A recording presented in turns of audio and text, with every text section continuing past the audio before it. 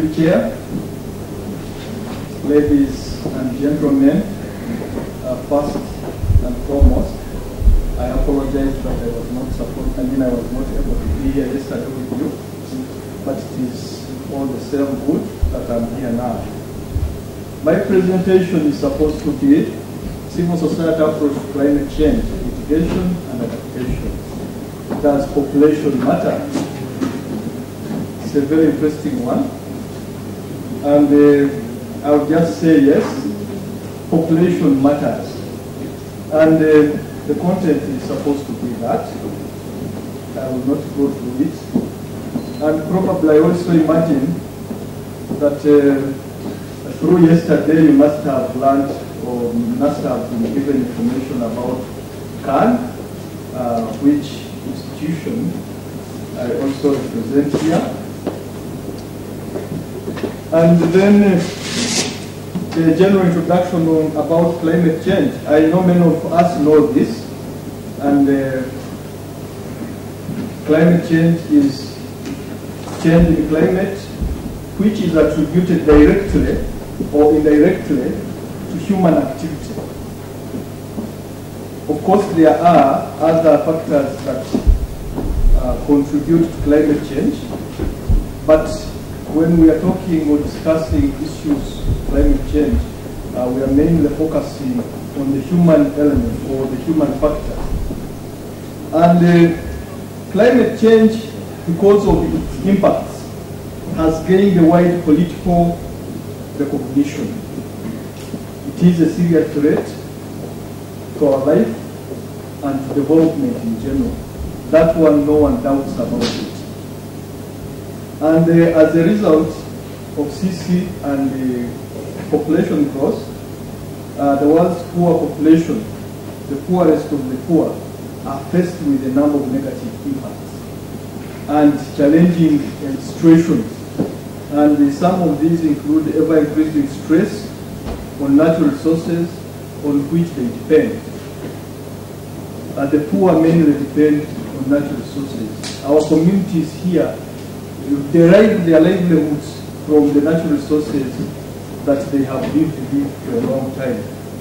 And as a result of the changing climate, they are being challenged on ways of how to adapt to these changing situations. But also important to notice that as the population grows, these resources are being stressed.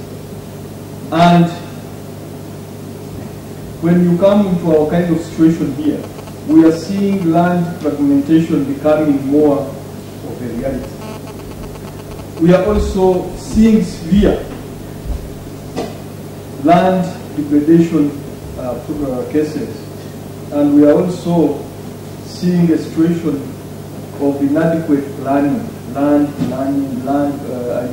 other planning in other sectors. Now, I thought it important that because I know we know climate change, but I thought it would be important we know its causes. And of course, we know that it comes from, it is a greenhouse caused kind of situation. And the greenhouse gases act like normally, by the way, this is something that is simple. It acts like a blanket. When you are sleeping, you want to keep yourself warm, and the blanket traps the heat around you. And that's exactly what these greenhouse gases do. They trap the heat. Heat comes from the sun when it has a lot of energy. It hits the ground, loses some energy, and when it is trying to get out, it doesn't have the same energy it came with to be able to penetrate through the greenhouse gases, and therefore it remains trapped into our kind of environment here. There are several factors. There are two types of factors that cause climate change. There are the natural factors, which include solar variability, including volcanic dust levels, internal variability, and geological changes. And then there are human factors. And these are the greenhouse gases that we produce at different levels. Even ourselves here, as we are seated, we are producing greenhouse gases. The activities we do at different times, including the way we came here, we were producing greenhouse gases. So human factors produce greenhouse gases, they are aerosols, and ozone depletion gases, and then there are these land use changes. It is important to note that, for example, the soil stores a lot of carbon, and the way we interact with these soils determine how much carbon dioxide we are emitting into the atmosphere. These trees that we are cutting every now and then store carbon, and when we destroy them, then we are emitting this carbon into the atmosphere.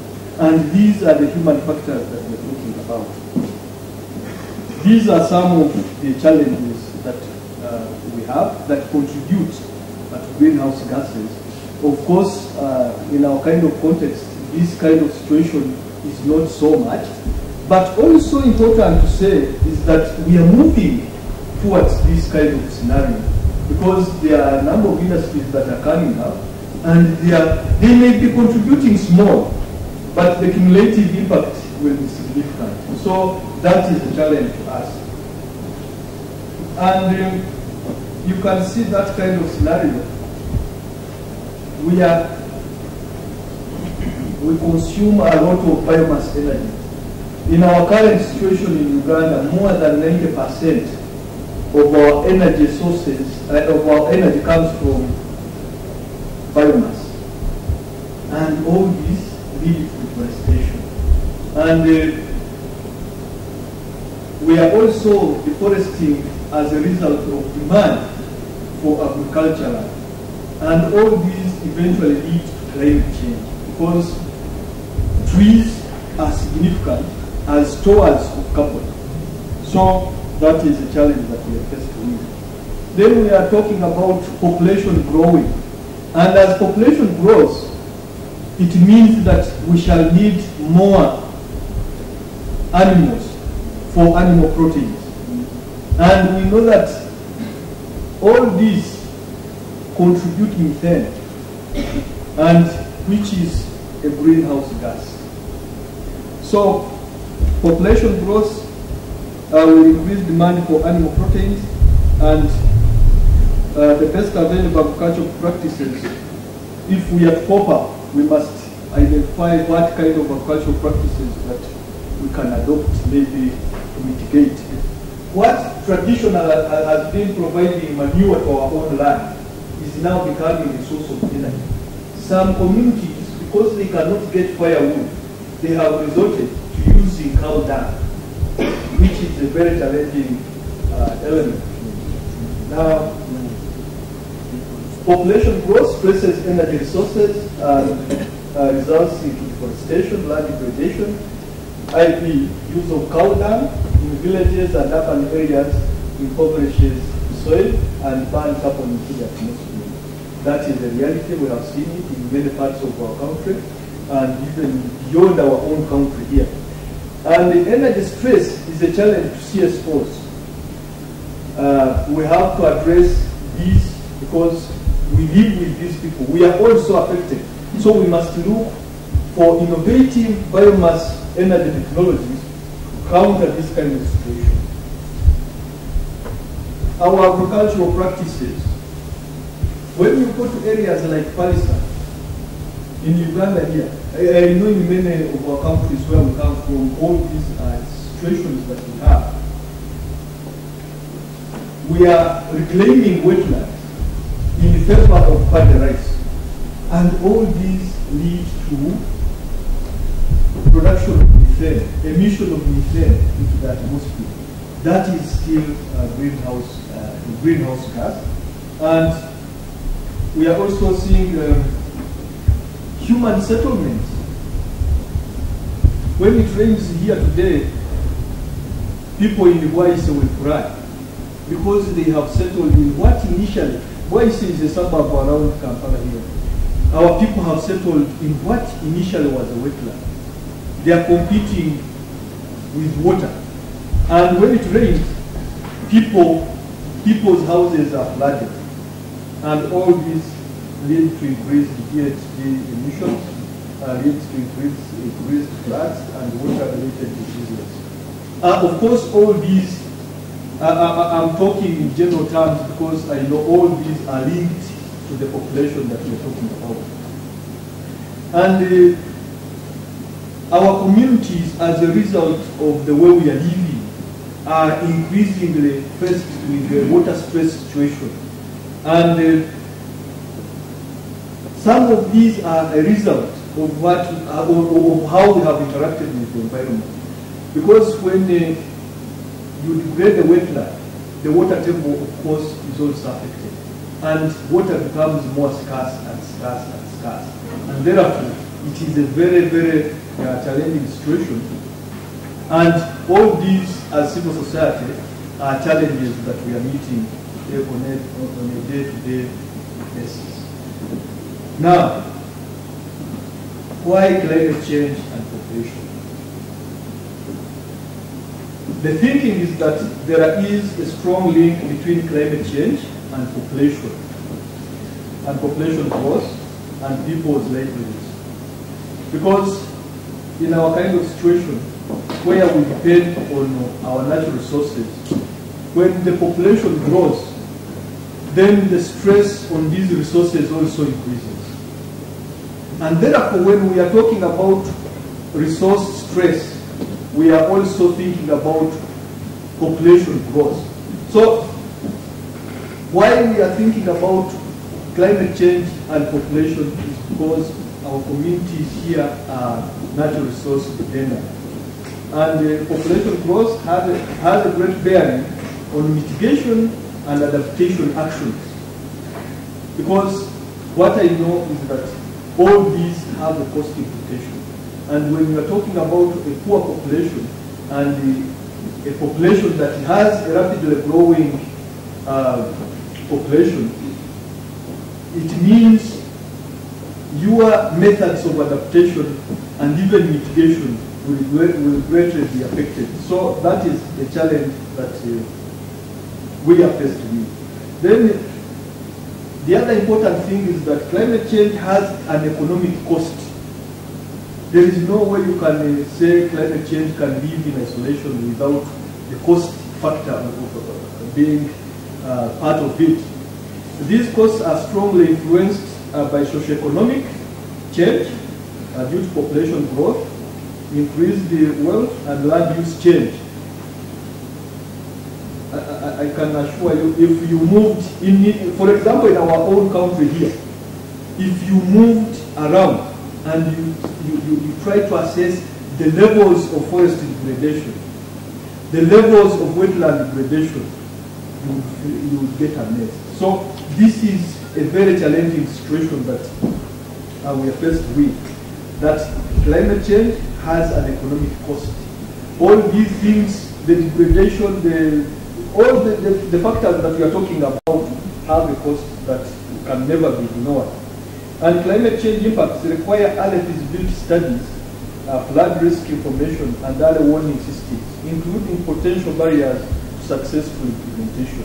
This is very critical because you cannot mitigate or adapt to what you don't know. So we need all this to be done. The other big challenge is that I heard even one of the earlier presenters mention that our agriculture here is rain-fed. Our people significantly depend on rain-fed agriculture. When we are talking about climate change, then we are talking about a great impact on people's livelihoods. Because it has happened here. It rains 1 or 2 days, our farmers run to the field to plant. The next 3 or 4 weeks, it doesn't rain. What they planted dries up and it dies. And we have had even situations where famine has hit our people and people have died. So depending on rain-fed agriculture is a very significant issue that we should not ignore. and it is something that must take our time to see how we address it.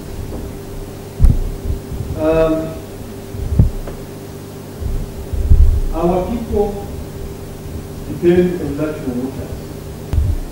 We only generate about, could be around the 250 megawatts. They are about 150 megawatts of electricity. And it was hit seriously as a result of climate change. Water was not sufficient to run our dams. And this is something that we cannot underestimate. And important, I have already talked about climate change affects population without food. And in some of our countries here, food storage is a very significant issue because our traditional ways of storing food have been totally destroyed. Food does not have the capacity to do so. So, any slight change in food supply leads to a food insecurity situation. And this is something that we have been suffering with. And even our neighboring countries in Kenya, Tanzania, food insecurity is a very significant factor that cannot ignored. Climate change has the potential to disrupt and reverse progress in improving the socioeconomic well-being of the people. When the floods sweep away roads, when the agricultural production for countries that depend entirely on agriculture, when the agriculture is distorted, then we can never survive it, even in terms of our economies.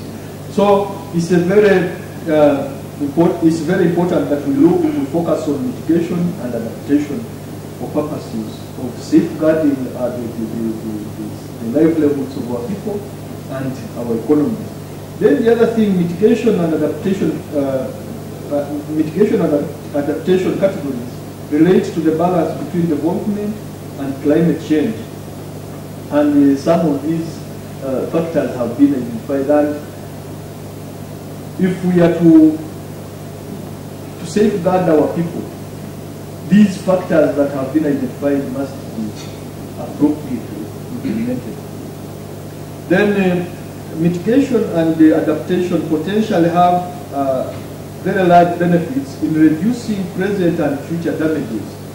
If we have, for example, by the way, it is at times very tricky. Developing countries like ours feel that issues of mitigation are for developed countries. And that is a very erroneous thinking. When you talk, for example, in terms of our forests, they are very significant resources in the generation of rainfall. And when they go, the microclimate is totally distorted. So if you conserve your forests, you are also helping in conserving the microclimate of your own area. I happened to be working with a community in eastern Uganda, a place called Palisa. The community is telling you, before they started growing paddy rice, the environment was cool. And it would be very pleasing during the Sundays to get out and rest under the shade. But after they degraded the environment, that could never be, could never be the case again. So mitigation can never be left to developed countries. As developing countries, we have the simplest mitigation processes that we can undertake. While the developed countries, we shall keep demanding for them to reduce on these greenhouse gases emissions into the atmosphere.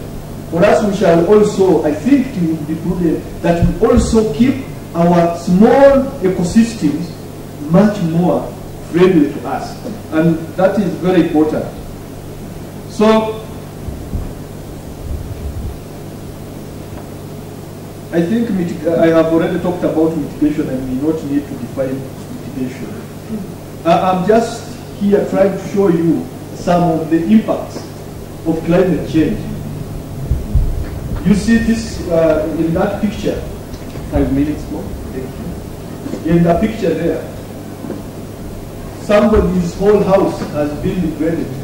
He cannot live in it. He has to live on top of. How do you live under such a situation? That is very challenging to us.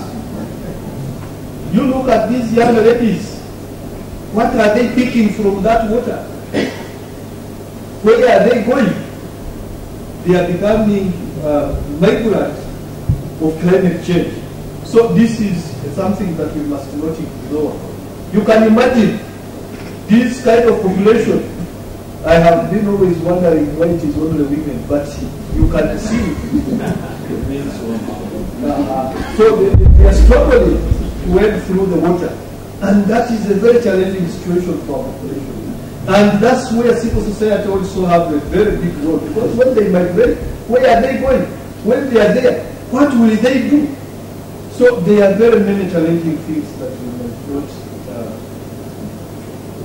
forgive ourselves about. Now, these nomadic tribes,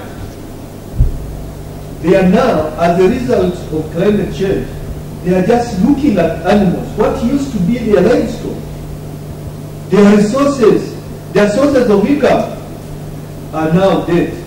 They are now spectators of what used to be theirs. And these are the challenges that we must be able to address. And key issues to consider in a dynamic population, because we must believe this, that we must believe that our population is growing. It is dynamic. The other day I was reading a story. China introduced this idea of one child per family. And there is a man who was so critical, he was arrested. He was only released recently. So population issues are very controversial. The other day I was also reading another story in the United States.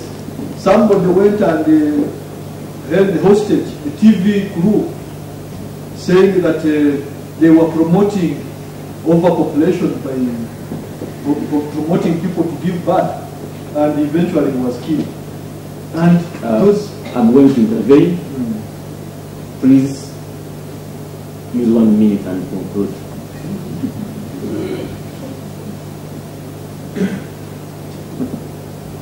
I will just leave the other issues. Maybe they will be given to you in whatever. Now, what can we do as civil society? I think our role now is to be whistleblowers and also accelerate development by promoting sustainable production. We should also increase climate change specific social protection, building adaptive capacity, and enhancing community resilience to climate change. Continue advocating for appropriate interventions from government in addressing issues of population, because it is a sensitive issue and government has a very important role to play. Continue community awareness on issues of population and climate change, advocate for visible integration of climate change, mitigation and adaptation measures into national, regional development plans, policies and strategies. In our countries here, you will hear governments talk of climate change. But when you go at local levels, if you try to see how it has been integrated in development processes, you will not see it. But at the top, you will hear a lot of climate change. But at the bottom, nothing. You see, advocate for environmental justice and appropriate compensation of natural resource degradation.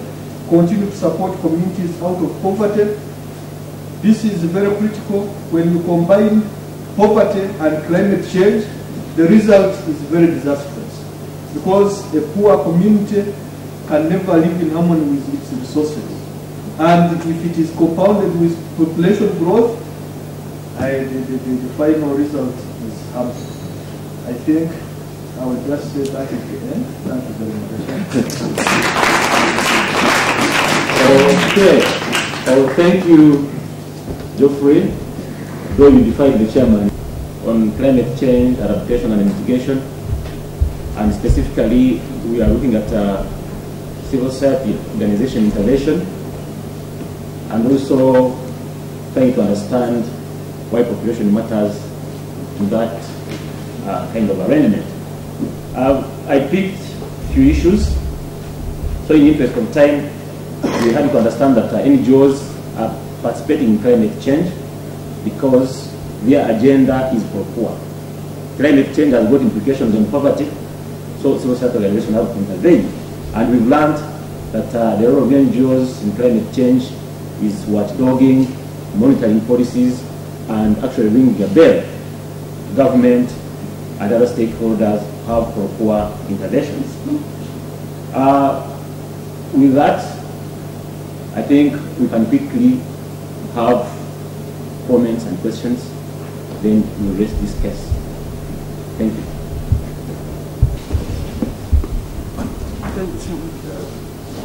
Just shout. I'll just shout. Okay. Thank you very much for a very clear and broad presentation. On the matter of deforestation, which you have identified due to overpopulation, I do agree, but I'd like to also add that once there is a forest in a particular area, it can be destroyed either by the local population or by companies coming in and taking the forest and taking it off to developed countries. And if there are comments that you are making towards developed societies in terms of their contribution to climate change, deforestation is one of them because of our demand in developed countries for forest products. Like I used to work in Papua New Guinea and followed the destruction of a particular forest which ended up as wood chips, which went to Japan for processing, and it ends up on supermarket shelves as cardboard boxes.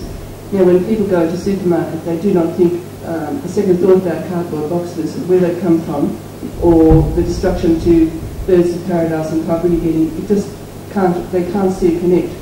But climate change and destruction of forests is a part of the responsibility of us in the developed countries, and that's one reason why we need to reduce our populations, even though our families are already small. We've got a population problem too that we're imposing on the rest of the world because of our higher per capita consumption. We need to reduce our own family size, and that's just one thing I think, in addition to what you've already said about local deforestation, we need to perhaps take into account.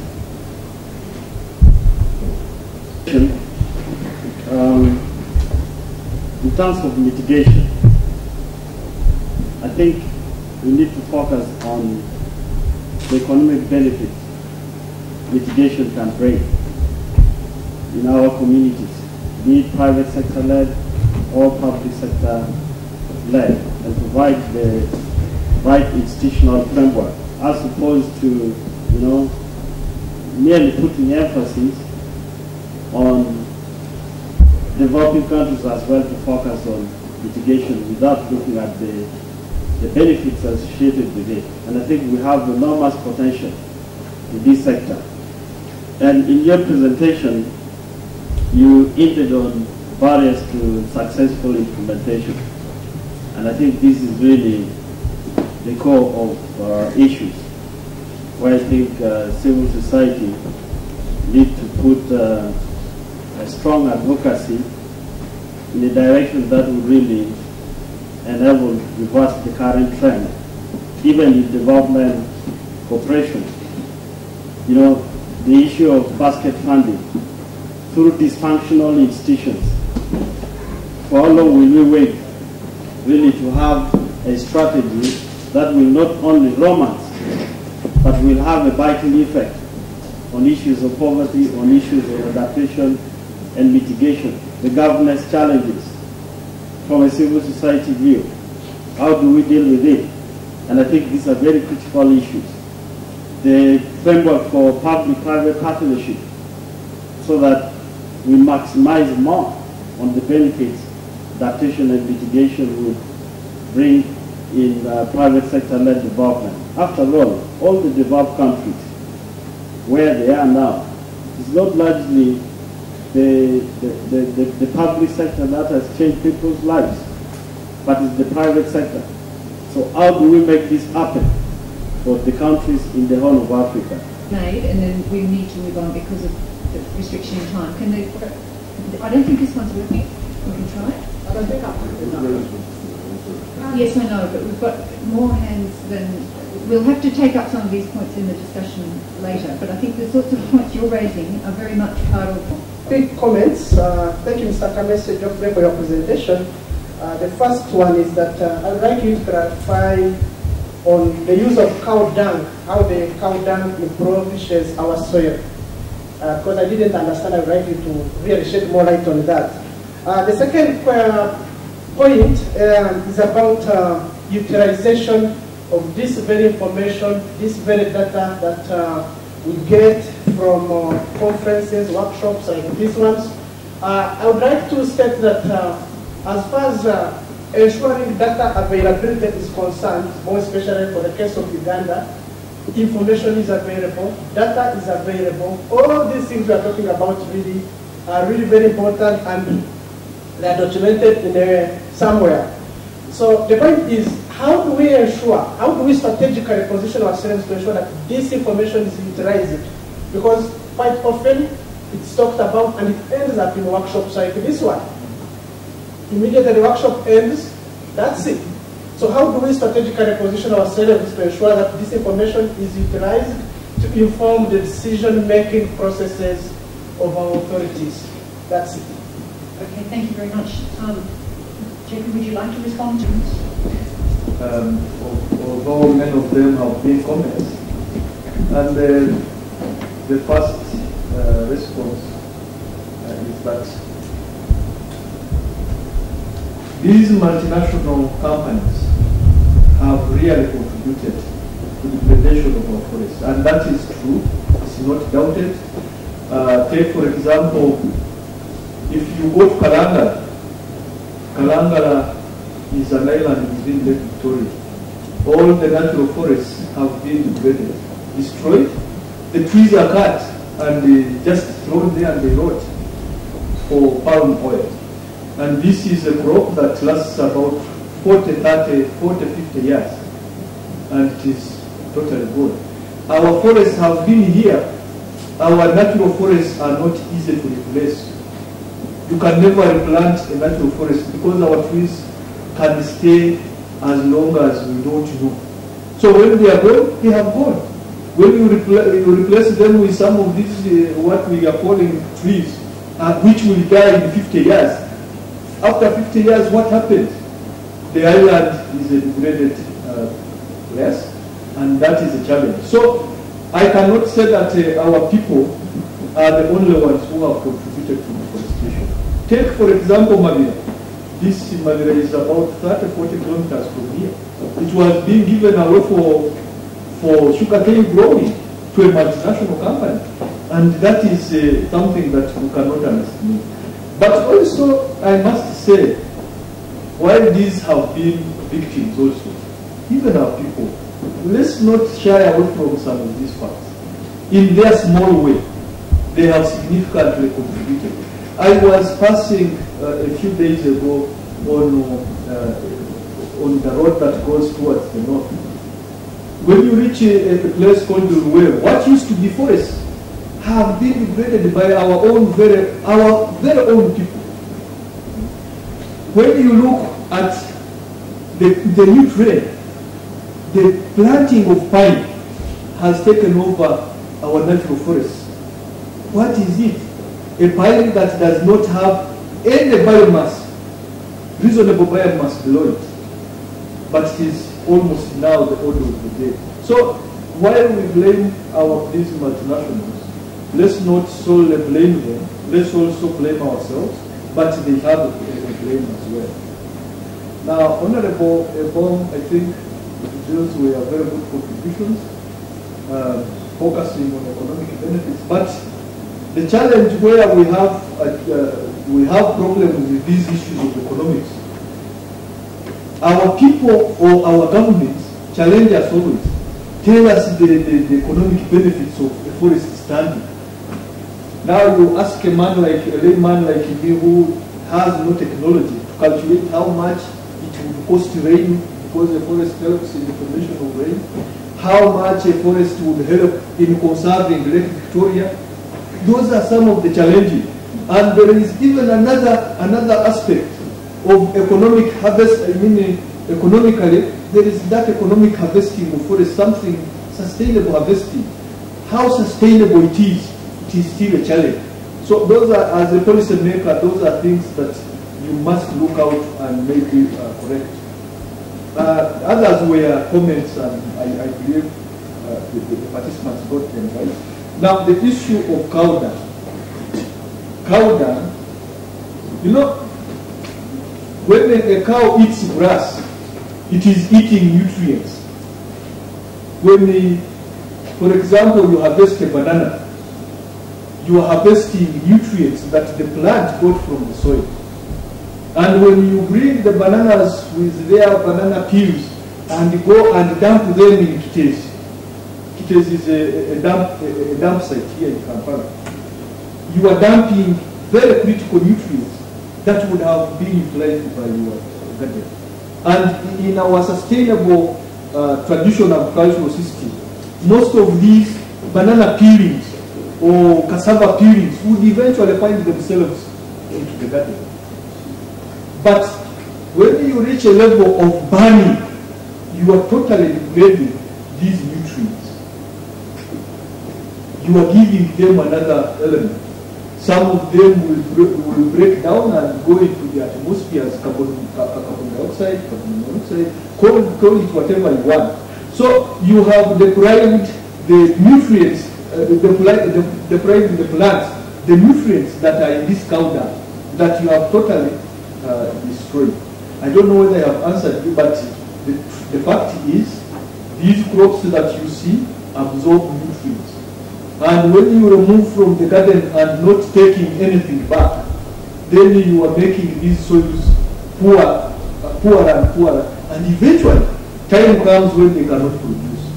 So, in the interest of recycling some of these nutrients, cow dung should have been taken back into the garden to help in enriching the soil. But when we remove without replenishing, then that is a challenge. I think I have tried to answer that. That was very comprehensive, and your talk was indeed very far-reaching and raised a great many issues for us to take on board. So let us thank.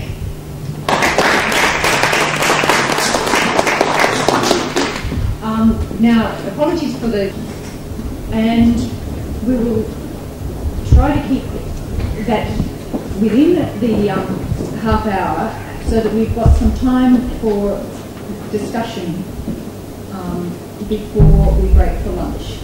My name is Rosie Bright and I'm from the World Food Programme here in Uganda. And I'm very grateful for the opportunity today to share some information with you all about the UN Joint Programme on Climate Change in Uganda.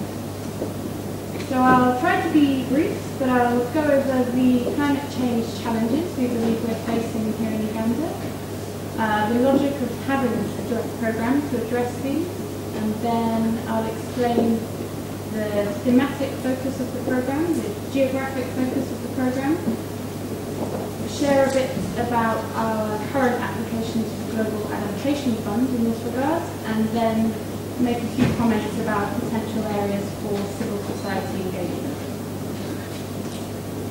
So, what's the climate change situation in Uganda and what are the challenges we're facing? First and foremost, temperatures are expected to increase by up to 1.5 degrees centigrade by 2020. That, in combination with increasing intensity and variability of rainfall, is having a number of natural impacts. The main ones being glacial melting in the southwest region, floods and droughts, primarily in the north and the east of Uganda, and then associated landslides also in the east and the west. The most significant socio-economic impacts of climate change that we believe are being seen in Uganda are impacts on food security, health and economic development. So, faced with those challenges, the UN country team in Uganda got together and decided to draw up a joint programme in consultation with the government. So we have 10 UN agencies that are signatories to this joint programme, 6 of which are resident, 4 of which are non-resident. And I won't list them, but you can see them all there. And you can also see that we've been fortunate enough to have UNFPA on board from the start, which means that population has always been on the agenda when thinking about climate change. Uganda, the UN country team in Uganda has recently developed a new development assistance framework, the UNDA, which aligns its results with the National Development Plan of Uganda. As such, the joint programme has taken one of the UNDA outputs as its specific outcome. So the outcome that we're looking to achieve through the entire joint programme is for government and civil society institutions and vulnerable communities' capacity for climate change mitigation and adaptation, disaster preparedness, and climate change response strengthened. And we believe that this outcome is aligned with 3 of the MDGs and then also 3 of the specific objectives outlined in the National Development Plan. So, what does the framework look like? It's represented here as a puzzle because we see it as several different components contributing to each other across the national, district and community levels. At the national level is a research component which will involve supporting the government to establish a research agenda for climate change, perhaps also starting a national think tank for climate change and vulnerability assessments for vulnerable ecosystems. There's also a lessons learned component, which obviously links in very closely with the research aspect. And the idea of the lessons learned is to create a web-based platform to share information, success stories about climate change adaptation and mitigation within Uganda and within the region.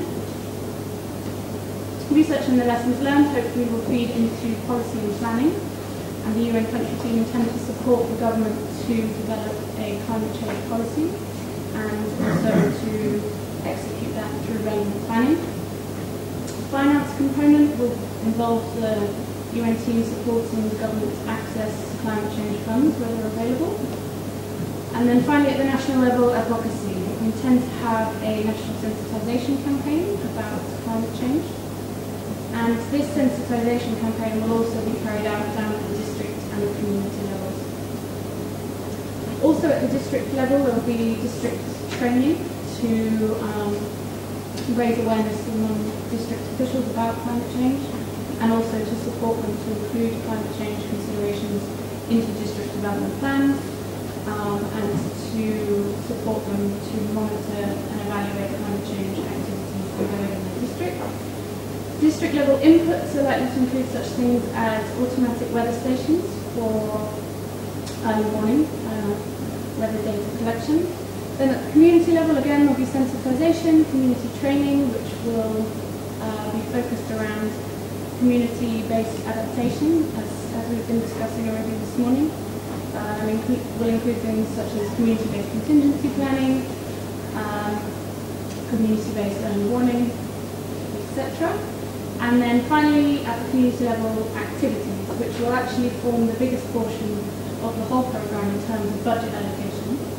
And activities will be designed to be appropriate to the given context, but will essentially aim to equip communities with the kind of assets that they will need to adapt to the changing climate. So those are the activity areas. And what about the geographical focus?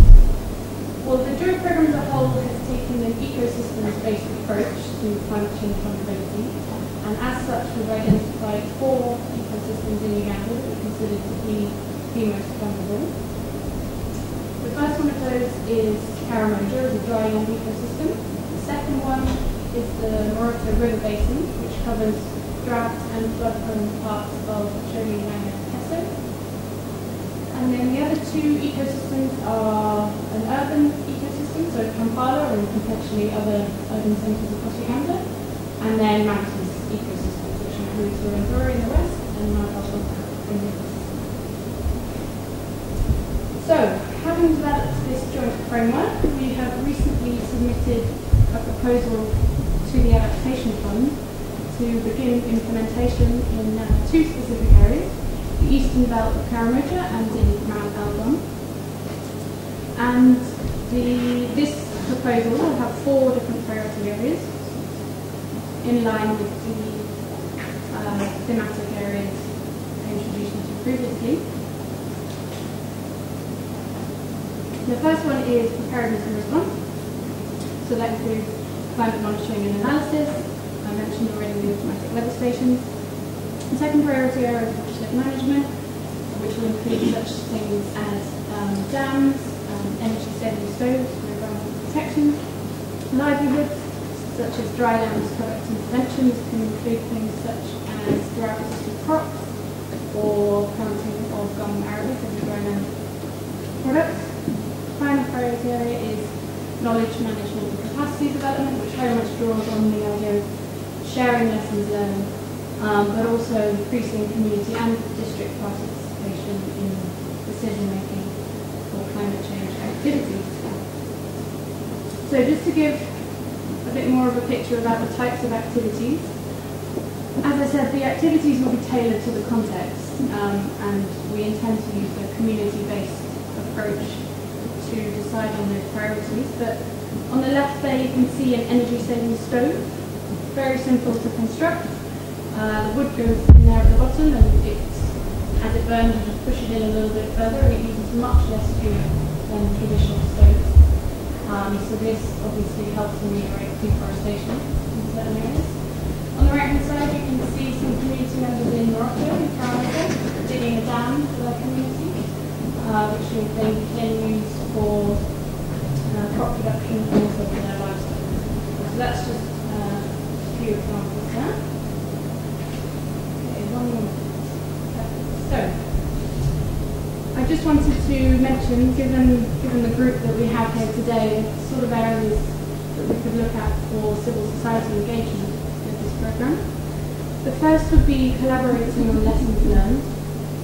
The more that we can get people and groups and communities to contribute to the lessons learned, the more we can all learn from that and share. Then we will at some stage be issuing a call for partners to begin implementation of the on-the-ground activities. Thank you very much.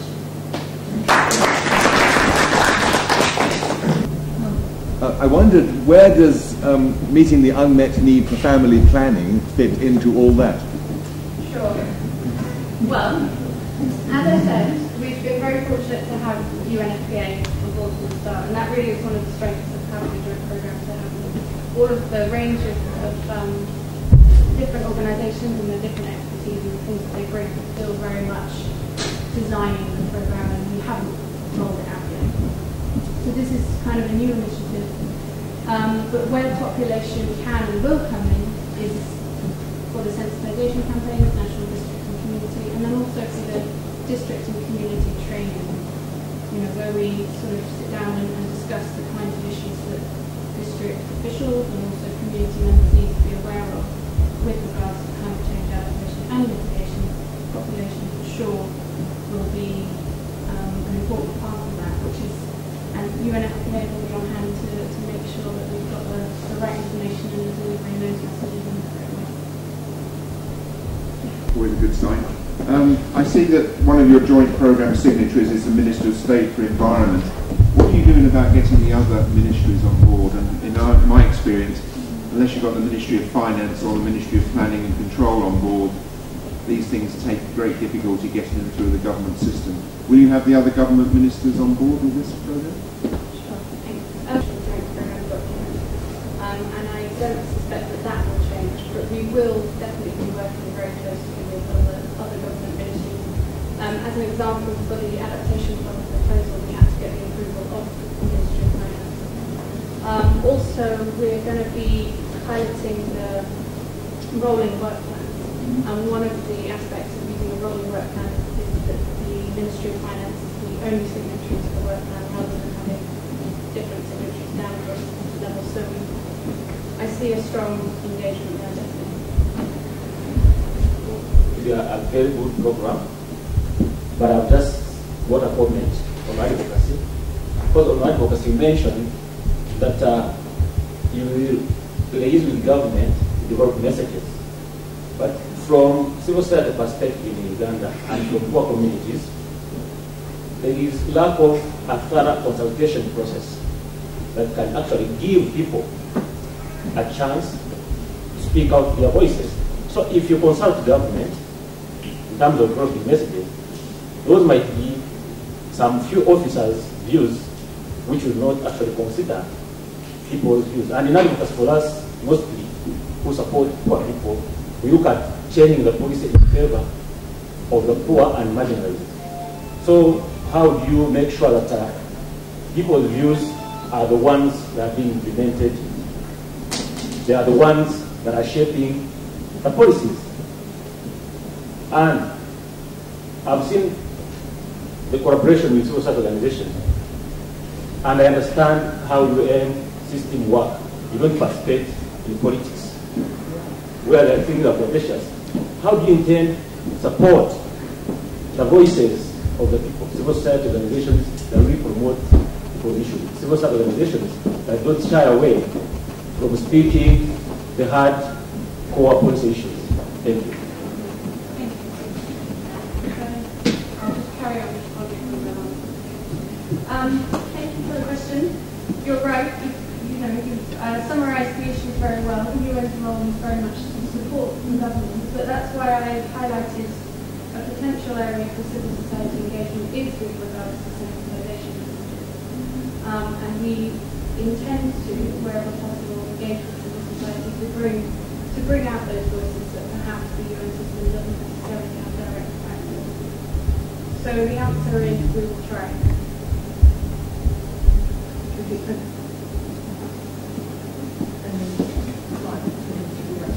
Thank you so much, Rosie, for your presentation. My name is Rose. I'm representing Kenya Green. And my question is more on the implementation process. Civil society organizations have been termed as the regional, national, and even international policy implementation blessing, but it has also been criticized as one of its potential blind sides. Now, my question is regarding to the trickle-down effect of the funds that donors give to the civil society to implement the projects.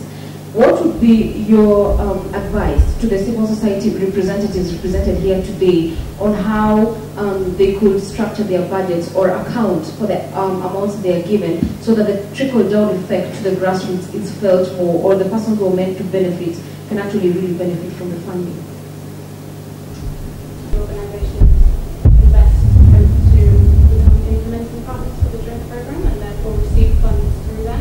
What is in terms of the account implementation of the plan? Okay, I'll try and answer it, but when I finish, tell me if I have answered it correctly. So, as I said, there'll be, at some point stage, there'll be a call for partners, because, as you know, often the UN doesn't implement directly on the ground, we work through partners. As I also said, that this is still at very early stages, so we've not got there yet. So, in terms of working with the Uganda UN country team on this program, I'd say just kind of keep in contact, and we will let you know as and when the time comes that we're looking for partners, but at the moment we're not at that stage. Are there financial structures that you want civil society organizations who are planning to potential partners to have? Okay, thank you. You have answered. Okay.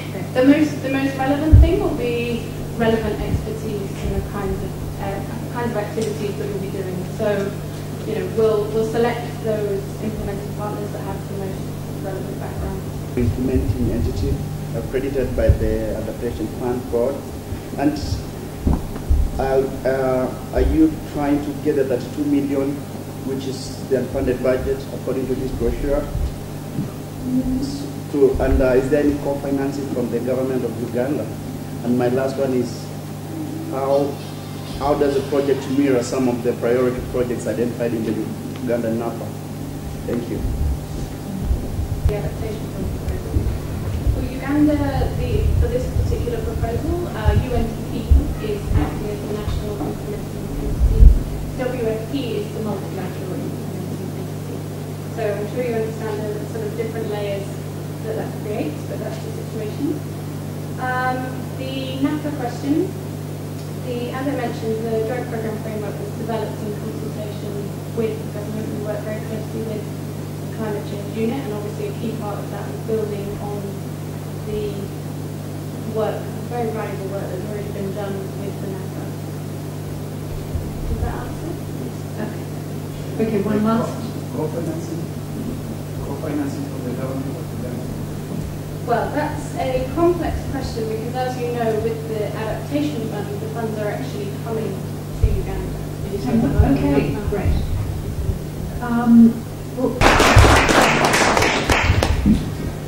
So, to facilitate discussion. Thank you very much. I've been invited to facilitate the discussion session. A little bit of an outsider, and this is what I do, so I'm happy to do that. It also perhaps reflects my personal bias for action. I think we ought to take action. We've all persuaded each other that this is a very important topic, and now really I think one of the things we have to say is, well, we're all persuaded, so what? So where do we go from here? To one, what time are we having lunch, and what time is the session, what time do you want us to take part in? Or we can come back into the room and then on the bottom, the key outputs, there's a list of outputs there. Starting at number 3, regional strength strategic activities. And drawing out of that, I thought there are 4 major spheres of activity. You can get some tangible outputs from this workshop. The first thing is this idea of setting up a forum for the Horn of Africa countries, and that's described in one of the bullet points in the programme. Secondly, I identified the need from that programme and from what we've been talking about is what can be done at the regional level, this grouping of countries, what can be done in terms of climate change and population activities which have some commonality across all of the countries. And this relates very much to my own role with the Africa Adaptation Programme, saying what can we do across groups of countries. So what are the issues, what are the activities at the forthcoming conferences. So there may be some issues for brainstorming what some of those activities are. So if you see those as just 4 possible groupings of activities, I would think that each of the groups can look at, for example, what could the name of this forum be? And I'll leave these up so we can discuss this when we come back. Who should be in it? Is there a secretariat? Where's it going to be based? What are the objectives? How often should it meet? Something around trying to help Isaac and his team come up with something tangible on setting up this forum. And I'm not sure, Isaac, whether you're going ahead to have elections, and this will help you decide, do you need a steering committee to get this moving? Do you need an implementation committee or something? I'm organising this, so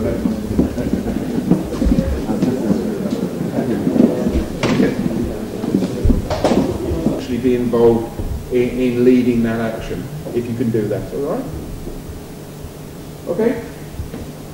I'll come back to that in a moment. So, who would like to be involved in the group? Group 1 in terms of setting up the forum, in terms of setting some parameters for this Horn of Africa forum. Is anybody particularly interested in doing that? Can you just stand up a moment? So anyone who's interested in being in group 1, that group will meet outside, near on one of the tables out there, okay? So anybody who'd like to go and talk about that group, please go with this gentleman. Can you take a group out there in one of the other tables? Give it some space. Thirdly,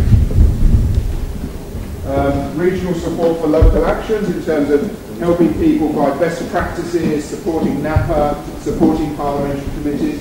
Anybody particularly interested in that group?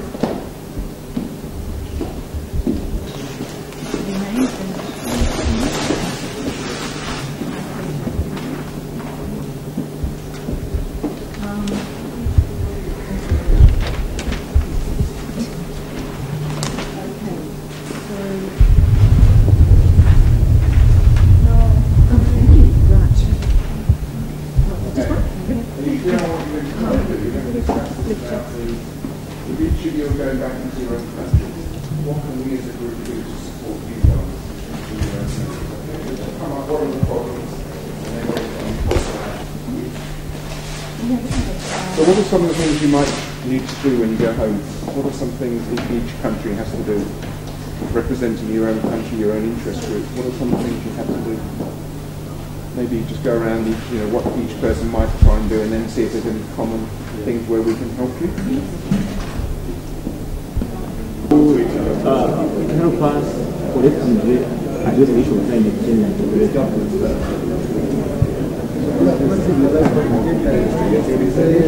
what about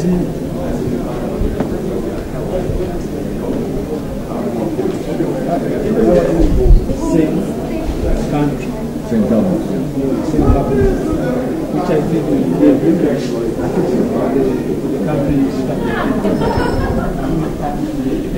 So meetings in each government or ministers the two ones seem to be. First and foremost, we want to have a functioning steering committee. And it's here and now that we get that steering committee. Before we close this meeting, we want to see at least an active steering committee. And of course, the steering committee should be able to come up with institutional documents, which will include MOUs, action plans, etc. And we are giving a steering committee 1 month to provide drafts. Of course, drafts will be shared among and between ourselves, and of course we shall be able to comment and direct the work of the forum. And then we said another role action could be members leaving this room and actually pushing this over the edge and create some other similar coalition networks within our own countries. Here, what we're looking at in terms of capacity building, we are looking at coordination of national institutional arrangements. To make it stronger, we need to have constituencies. In each country, there should be a forum in relation to this. So there should be a forum in each country feeding up to this level. Yeah. Yeah, and of course, we say members should have capacity, should enhance capacity to coordinate forum. That's what we have, I think. Thank you very much.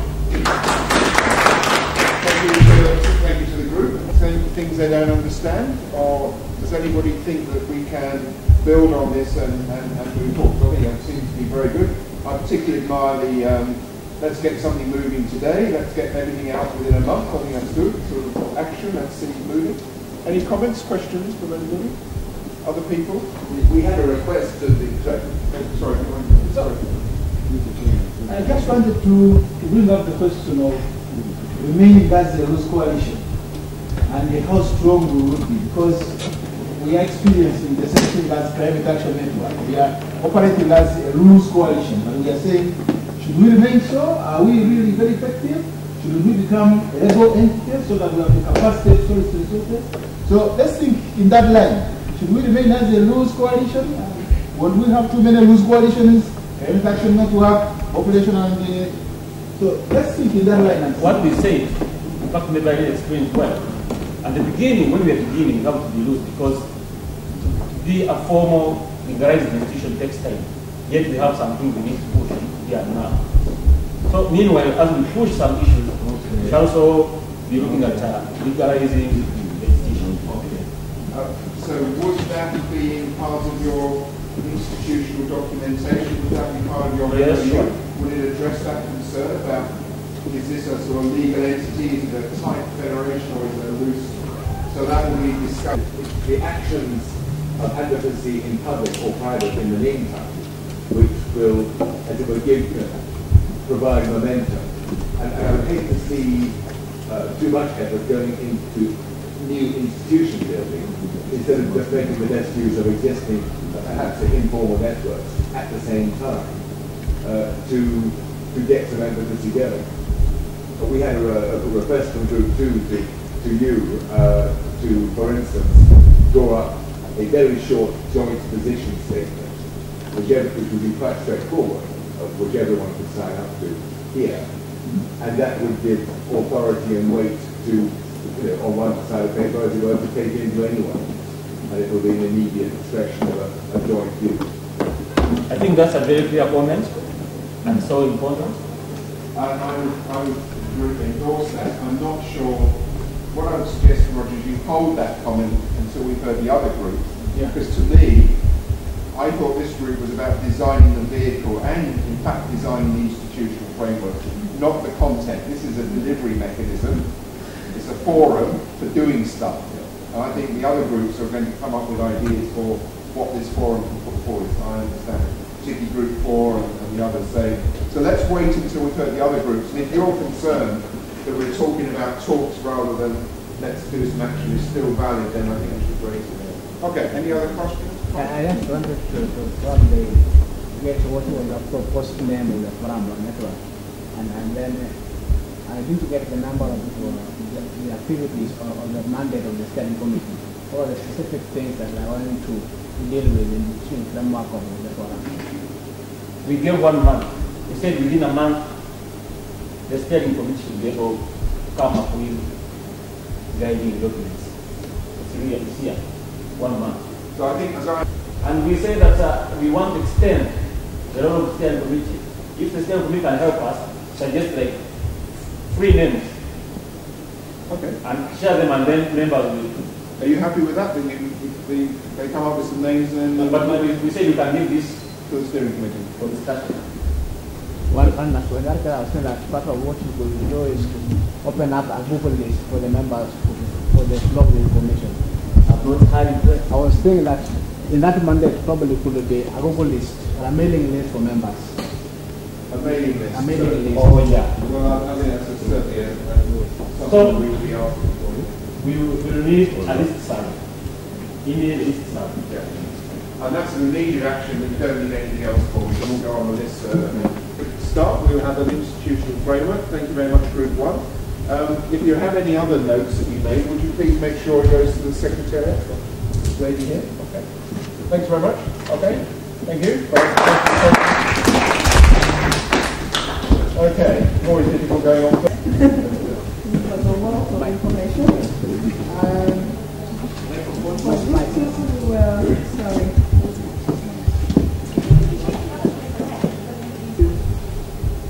Talk about policy issues that are overarching in terms of population and climate change, and also speak to the neighboring ministers about population and climate change issues. I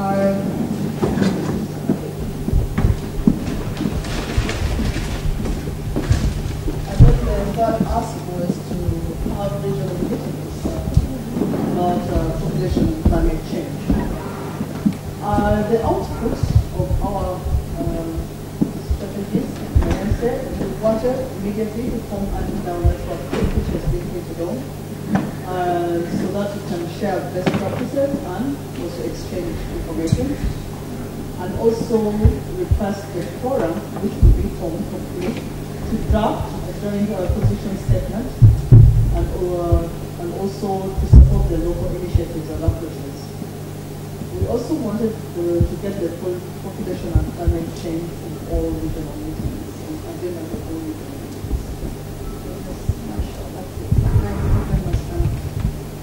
Just go back to the first page, sorry.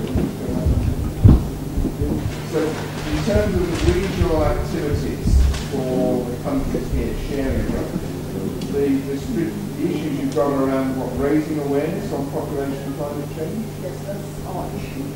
And so we get the government ministers, MPs, religious, so that's our target group. All governments should get those people to start discussing, and also inter-ministry, and then across the region. Across the region. Yeah. Okay, I mean, is raise awareness your objective, or is it something a little bit more than raising awareness? I don't know. I mean, that's I think we felt that was difficult enough. Yes, we did decide that the strategic issue is to raise awareness of the link. And other things follow from that. Clearly, once we've raised awareness, we'd like action to follow, but we won't get any action until we raise the awareness. Good. Okay, questions, comments, suggestions? particularly focusing on metrics and regularity. Regional networks, but we also recognize that the people who sit at these regional meetings are not me and you most of the time, are the ministers. They are the ones who sort of represent our countries. So if you do raise awareness inter-country about the population and climate change issues, and you lobby those ministers who sit in those regional networks, we can move forward because they will be discussing in their religion, the East African community, the IGAD. It is important that if we leave out the technocrats in the ministry, because ministers come to discuss what has already been discussed by the technocrats. So I would think strongly that the technocrats should be part. A year is a reasonable time frame to develop a shared understanding.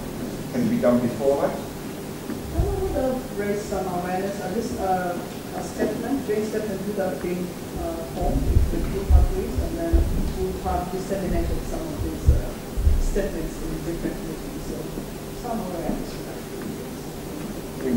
Yeah, sorry. Just to add on that. You first and then just... Yeah, sorry. Yeah, to add on that is that it's possible to look and discuss the institutional or the existing committees, what we want to discuss on. And some of those, what we want to do when will be is to discuss with this, to discuss with the committee, and one of the actions that should take place is fundraising. Whereas we can do some of the things by sending the email, but some of the stakeholders need to be convened, for the meeting and share the experience which needs time. So you cannot just say tomorrow before a group that is supposed to do a bit of fundraising, you agree on which program you want to do. Okay, so is that fundraising another issue that has to go for this forum? Does that have to put some suggestions forward about that?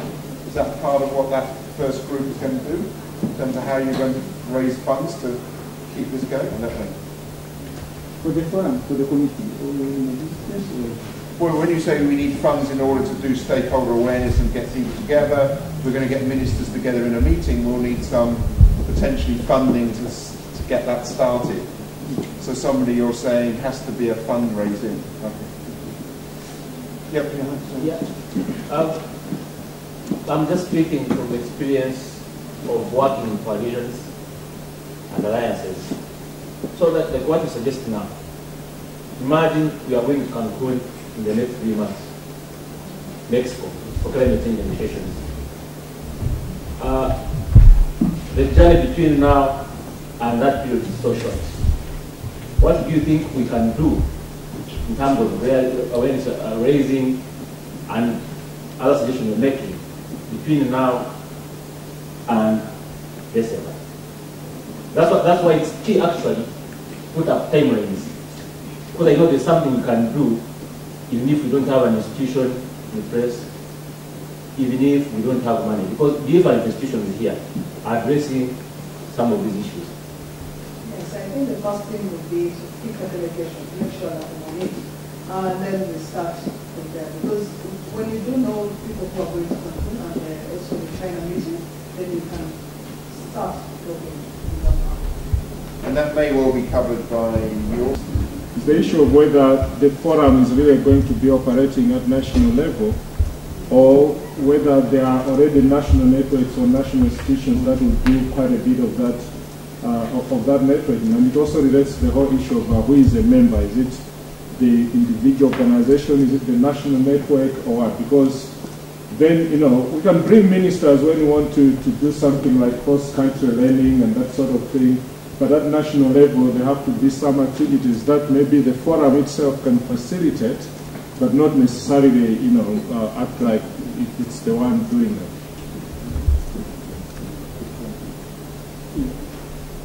I think what also we discussed about the forum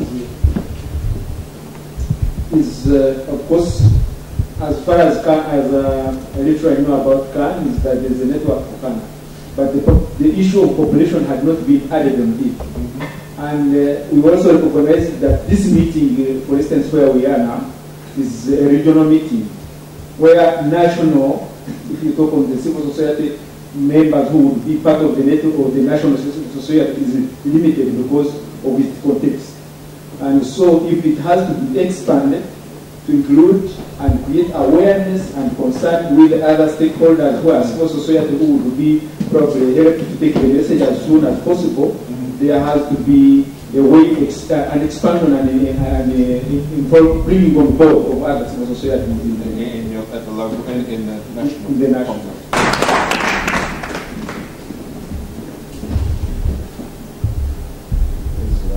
Yeah, the meeting was to integrate population, climate change in the national agenda, because that is the premise of the whole thing. Countries will come with a national outlook at the international level. So what you must first do is do negotiation at your local levels in the country. That is with the policy makers. There is a way you make that entry, maybe over breakfast or something like that, at least to make sure the planning aspect of population and climate change is undertaken by these policy makers. So in that process, we are saying you don't wait. That one should start now, because we, the CSOs, are already around that area. They might not be knowing that we know, but by negotiation, they will know that we know something. Then we say, to do that, we need to build networks. And, we integrated the time frame in our presentation. Then we say, okay, but we also need the resources. We need resource mobilization at this very inception stage. We do resource mobilization as we are building the networks, as we are advocating for inclusion of our ideas in the national planning. And then we say, now through having mobilized the resources, we have to identify the gaps.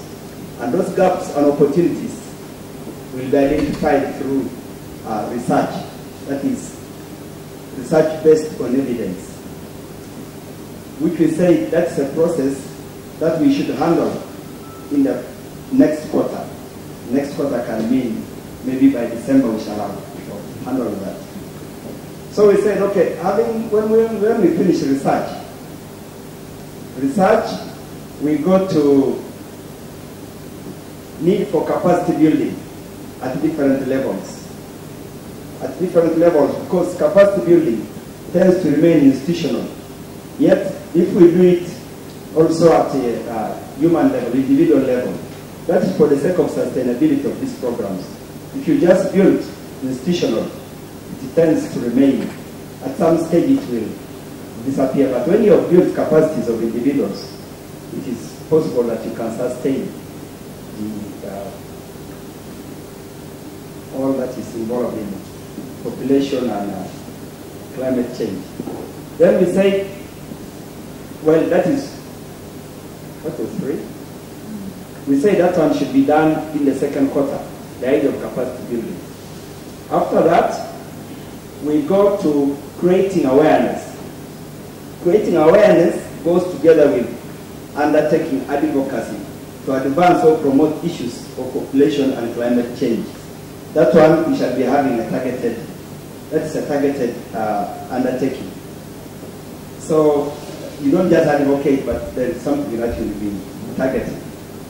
And then we say all that is done with monitoring and implementation as a continuous process. We must do it as we are undertaking advocacy, we are also doing monitoring and all that. Respective countries. We are looking at governments, that is the national and local governments, because those are very serious partners. You can't do anything without them. Now other partners, the CSOs, there are those who might not be having the idea, but when we bring them on board, they will be partners in working with us. We look at communities. We don't approach them as victims. A question over here.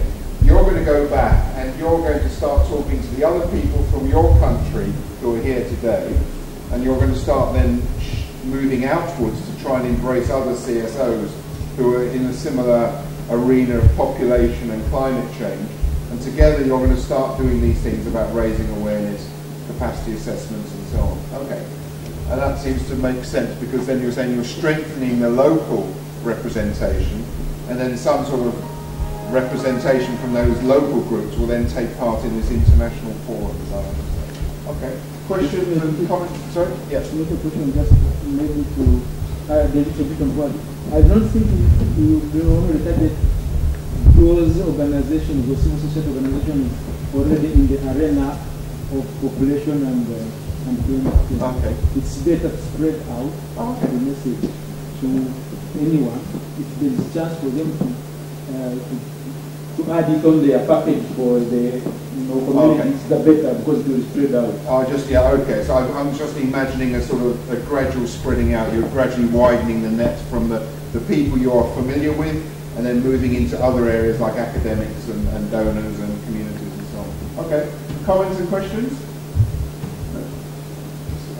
Yeah, I'm looking at the first when you mentioned the need to integrate population and climate change into national agenda, which you kind of said it either the first thing to do or it is starting soon, because according to me, some of the other activities which are very important will a long way go into making the first one possible, like creating the evidence base, creating awareness, and also doing targeted advocacy too.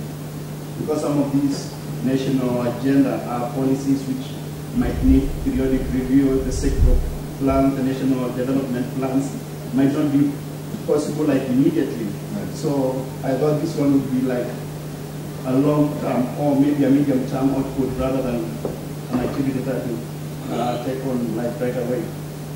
Isaac, maybe you can help there.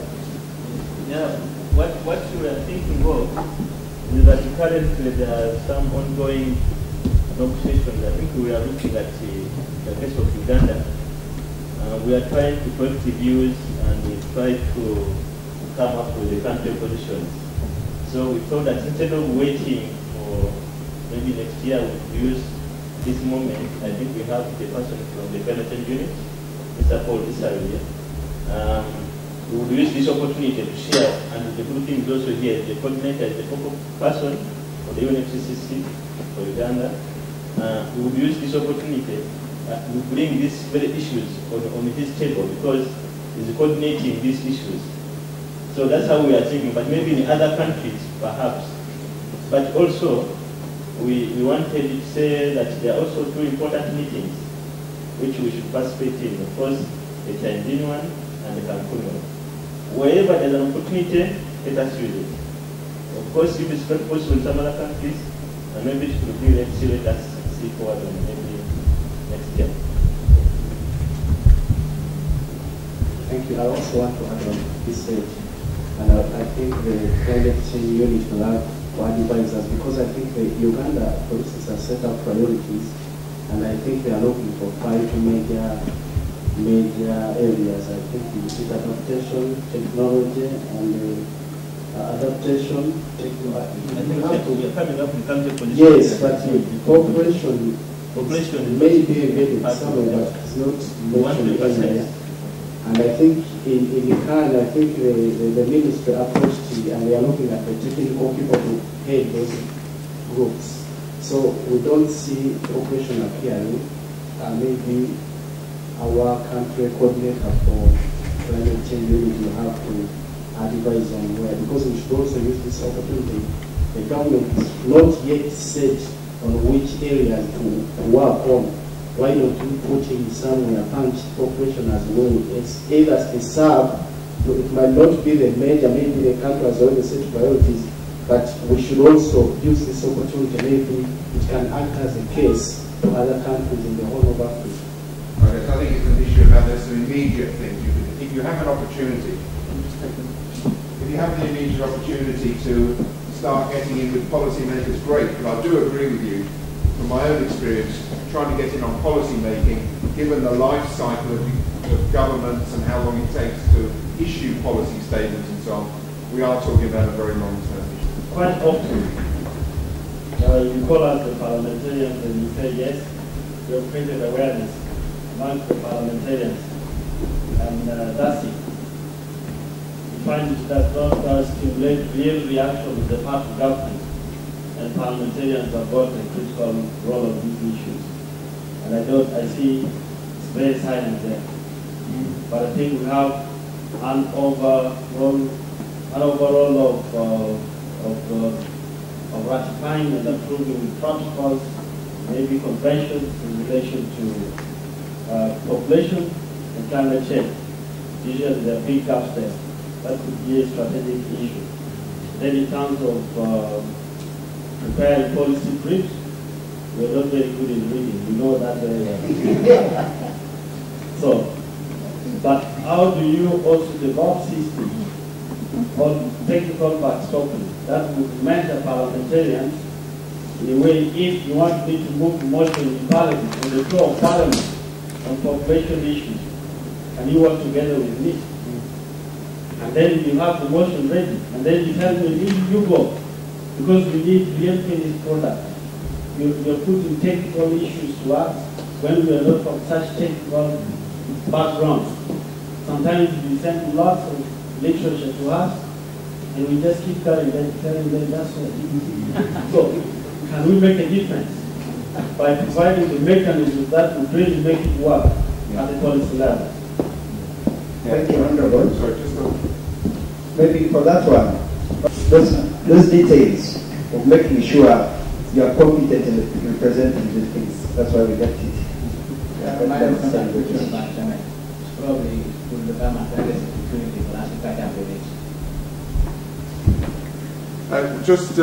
One of the things when I was talking about something that will attract their attention and enable them to decide whether or not it's something they should work for. This is very much a selling offer. It's a selling task, and we have to think, what can I say to people that will make them want to listen to what I'm saying? Because we feel that that's the only way that it will get a decent hearing and have some chance of being supported by the other delegations. So the strategy there is to identify, bring together and support the politicians and negotiators who are sympathetic with this issue or who can be educated to the point of being sympathetic with this issue, and in order for them to introduce text via the Africa group. So we already have some leads in that direction, and we need to be working with them from this point forward. But we realise that this is an ongoing process that might take some time. Now, we're not, in terms of timelines, we're not talking about Cancun, because my impression is that the agenda for Cancun is very much about the institutional frameworks and about reducing what is in the text now, not introducing anything new. So the earliest opportunity in terms of the UNFCCC forum would be in probably June next year. But in the meantime, the Africa group has a dialogue going. So things need to be happening with those key players to try and introduce a discussion within the Africa group leading up to next year. Okay, the second issue was to raise awareness generally among participants in the climate change negotiations. And that's not only the party members who are politicians, negotiators and technocrats, but also the civil society players as well. And one way to do that is through a side event, but that's only one part of the strategy of increasing the exposure. So we had proposed to run a side event at the first main negotiating meeting next year. But there are things that can be done between now and then, and I think something that we might contemplate doing is developing a brochure, a sort of summary document of on the forum and as an abstract of the issues that come up through this workshop that would support the side event but could also be distributed by whoever is representing us at other meetings. And the third point, which could go ahead very rapidly and has been already mentioned by another group, is to develop a position statement or a declaration which the civil society organisations represented here can send. The fifth point is really one that has got a lot of synergy with things that groups 2 and 3 came up with. So we thought through the forum we can develop position papers based on research to give evidence basis for policy development. Both to argue for the importance of the population growth issue in climate change, but also to support particular measures that could be taken as part of projects to address population growth within that context. So it's one thing to tell politicians that this is an important issue, to give them the evidence to support the importance of this issue, and they'll say, yes, I know it's important, but what can I do? So they need to have specific actions or strategies that they can take forward as part of that program. And the last point was to identify key targets or allies in government, and also to help break the siloing by bringing different portfolios together, both politicians and technical people, to discuss population in a cross-portfolio space. Great. Thank you very much, Group 4. Thank you. One of the disadvantages of going last is, yes, you inevitably reinforcing rather than repeating what had been said before, and clearly some of those ones, like getting alongside the key decision makers, we're getting reinforcements from different groups, so it's clearly going to be an important issue. Questions and comments, please, Group 4, in terms of the upcoming climate negotiations? Anything else we need to think about? Any other comments? Yes. Yeah, I think another important strategic issue is for civil society and other organizations to be actively involved within the UNFCCC processes. I have in mind the Nairobi Work Program, whereby organizations can make some official submissions which might be used to influence the text or some UNFCCC official recommendations. So I would encourage civil society organizations from the region to apply to be members of the Nairobi Work Program and make some submissions to the UNFCCC. Yep. We have a microphone, please. I've put it enough. I'm just commenting on influencing national adaptation planning. The challenge is actually we have as social organizations. We normally actually set objectives, influence policy processes. But on a scale I can say that we've not yet significantly and effectively influenced policies. And what brings that is the way we do our business. On that kind of point, I would want us to think of a proactive scenario where we have the information, because one of the challenges, we don't read to even understand the government's position and policies. We talk without information. And because of that, government mostly does not respect our views. Because sometimes they ask, what do you want exactly? Because you're like, the national policy should be for poor, but you're not connecting your talk to the government and other stakeholders' plans. So, whatever we want to do, if we want to be effective, then let us have an element of being prepared in mind and in everything. So when I'm here, I don't know whether there are others that are from government ministries here, but I will be the only one possible. And that's why maybe I kept quiet for a long time to hear what you people are saying. But I really thank you so much for your views. One thing I also want to contribute on this is that it is really important to be knowledgeable on this process, because many people really come in with a lot of good ideas, but at times before they don't understand how this process is going on, they fail really to get a landing for whatever they are bringing. For a long time, the issue of adaptation, for example, had not been taken so seriously in the negotiations. Yet already it had been provided for very, very well in the convention texts, Article 4.9.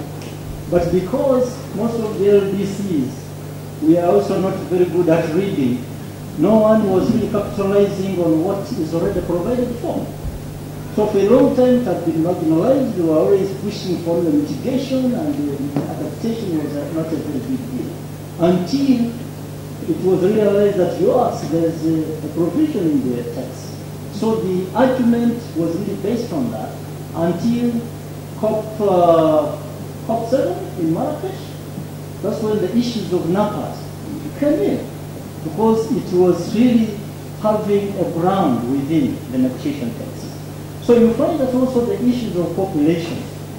I don't know how many have really read that text from the beginning to the end, so that you can get the fertile grounds to start from when you are trying to engage within this process. So I'm just encouraging you try to go down, because this is the constitution within this process. It's the Bible, and once you bring something out of this, you really have an argument, you have a test. Other than bring something which may be is outside, it takes very long for this to be taken on. Of course, for population, for example, the objective of the convention is really talking about anthropogenic greenhouse gas emissions. What is anthropogenic? Is something related to human beings, human activity. That is really the very first thing. That so if it has been recognized that human beings are causing ABCD, and if the population is growing, then there is some case. But there are so many other phrases there. But also to answer his concern for Uganda, to advise how is the population issue being considered in our preparations here. We have 4 thematic areas and 4 working groups working on this. These are really broad areas on adaptation, on mitigation, on technology capacity building, and then financing.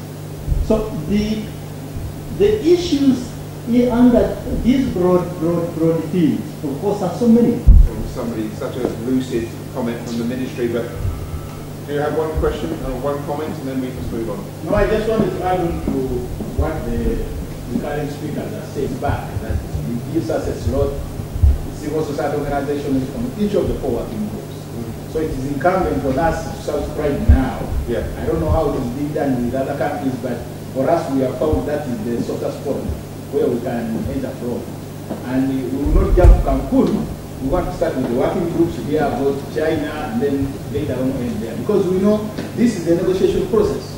And the cardinal tenet of the negotiation is to read beyond what you are being told on the table. Yeah. So we know government can do this a lot for us if we handle it very well. And I think this is the end result.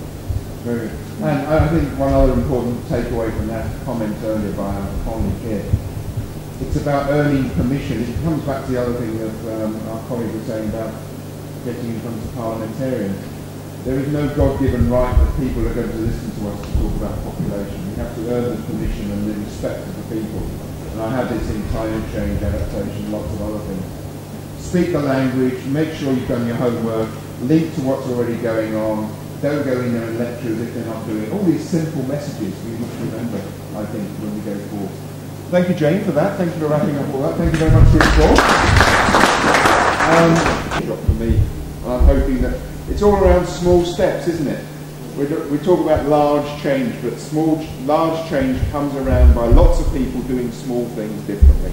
So the challenge I'd throw at you is, what can you take away from here? I have one announcement, and I'm going to hand it back over. Those presenters who... Wandila, Kamese, yes, Noel, yeah, and then Ben. Okay, so and then share with the network and see how can proceed. On our program,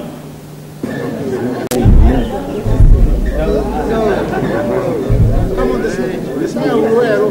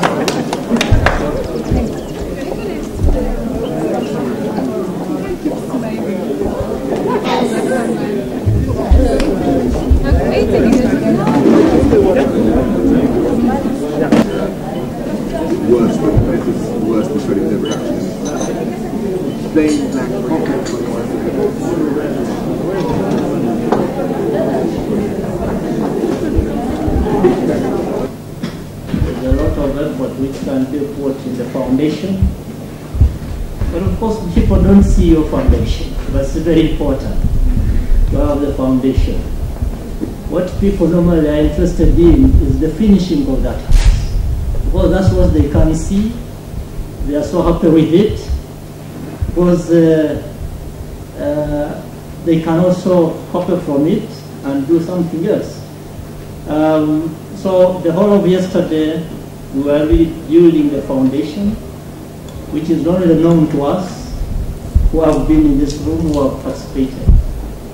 Out there, people are waiting, of course, for the product or the outcome of this meeting, this conference, and that's now what is the finishing of what we deliberated on the last 2 days.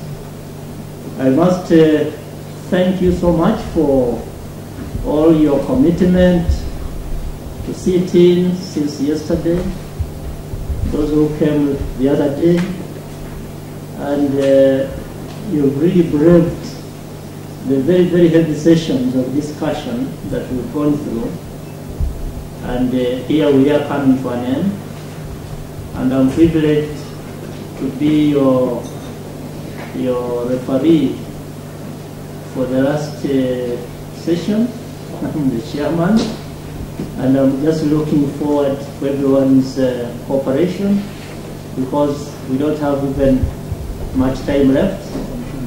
One of them, of course, is to launch the African Population and the Climate Change Forum. And then we shall have concluding remarks. Become agreed. They really generated very, very wonderful ideas, which we'll see this afternoon. Of the way forward, what are going to be the considerations for the issues and all that. But one thing, of course, which has always been forgotten is coming up with clear. Most of the things we do, we need to be principled also. You can have the roadmap to do things, but what is really guiding us? We have civil society organizations coming up to do quite a lot. That all this that they are going to do is in partnership with their national governments. And it's important that, yes, within the guiding principles, some of these things come out very clearly, so that we are successful in what we are doing. Because all these are quite pertinent issues. But we need to do them the right way. For a long time, and in many countries, civil society and government, they are really on two clear sides. It's just like in politics, you have the opposition and those in the government. But I think things have changed. There is really that increasing need for partnership, for collaboration, and I've already tried to bring it out the way we are taking it in Uganda, that we are pushing for very, very close partnership with all the stakeholders on all the issues, on all government programs. We need that we all work together so that we can deliver services to those that need them most. And in the case of climate change, which is a very, very, very big, complex challenge of today, government alone cannot do it. Civil society alone cannot do it. Even the most powerful country in the world cannot do it. That's why we've had the Community of Nations coming together, the biggest countries and the smallest countries, to see that we address this issue. So even at country level, all of us should be seen as players towards the goal that we are really defining. So with that, I really say that yes, we are going out here with a new way of really shooting. Not shooting at ourselves, but really shooting to the enemy in climate change, and see how we can address the issues of population. We've already said that this is already has been marginalized in the whole process, but we need to bring it on board. And the only way to do it is not really through a lot of force, but to see that the point is well understood. Once someone appreciates something, automatically we do something. We've had many times when we've talked of the word mainstreaming. We mainstream the environment into development plans. People in the sector at times have not appreciated the issue. It will remain on paper still. They will not take it seriously. They can use it for budgeting. When a donor wants to give money and they want to see environment in the document, they will put it there, but it's not their issue. So what is really important is to make sure that people clearly understand these issues, the linkages of population and climate change. Then it will make our work very, very easy, very simple for all of us. Yeah, I think with those remarks, I want to take the opportunity to introduce the Director of Population Secretariat of Uganda. He is based in the Ministry of Finance here. Is going to launch this forum, and thereafter we shall have concluding remarks from the representative of Janet Jackson, who is seated with us here. Your points as you launch this forum. Thank you very much, Chairperson, for this final session of this important conference. Distinguished participants, ladies and gentlemen, let me take this opportunity to express my gratitude for having been selected among the many people around to be the person to launch this forum, whose name we are going to see very soon. Distinguished participants, once again, I think we have clearly seen that the population and environmental issues within the Horn of Africa need to be addressed as soon as possible, because this is the place where, as many of you saw since yesterday, the population indicators are very poor. There is a high rate of population increase. There is a continued high total fertility rate in a number of countries, and the poverty levels are still very high. And all this has a lot of impact on the environment, which again turns on to impact on the climate. Therefore, this forum we are going to launch today, and also this conference which we are concluding, is very timely. Actually, I wish it had taken place like 20 years ago. Maybe things would be better. As the Chinese say, that the best time to have planted a tree was 20 years ago. And if you didn't do that, the next best time is when? Now. That's how they say it. And I wish this conference and this forum had been put in place 20 years ago. Maybe we wouldn't be seeing some of the pictures that you saw on the slide of one of the presenters today, Mr. Kamese. So where people were being taken by floods, others were just watching at their dead animals, carcasses of their dead animals because of climate change. And this is to underscore the timing of this conference and also this forum. It's now my honor to launch this forum. Yes, I want to remember on population and climate change in the whole of Africa.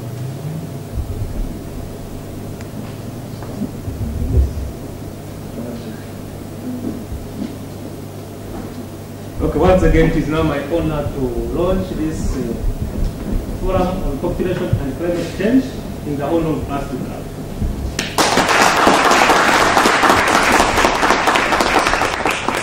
We were expecting some champagne to be opened, but it is still on the way.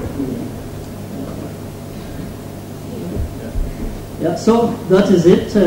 Thank you so much, Mr. Zerarema, for this honor of launching this forum. And now we have this baby, and definitely we know how to look after babies when they come in. They need a lot of delicate handling. And it's important that we've had people who have volunteered in the interim to be the caretakers of this baby until such a time when the baby can of our traditions. Even like when you are really bringing up two into marriage, there are times those people that are picked upon to come and just say something, words of encouragement, words of to really build up and all that before you really let them go. The guest launching, of course, has already said something, but I would still want to take this opportunity to give a chance for a few additional people to just say one or two words without going into a lot of details. And there are only 4 people. One of them is Mr. Isaac Akabongo, the chair, airport. Come and just say something very small. Then after that, there will be Keith Douglas, just a sentence, and then we shall have Roger Martin, 1 sentence, and then the closure will come.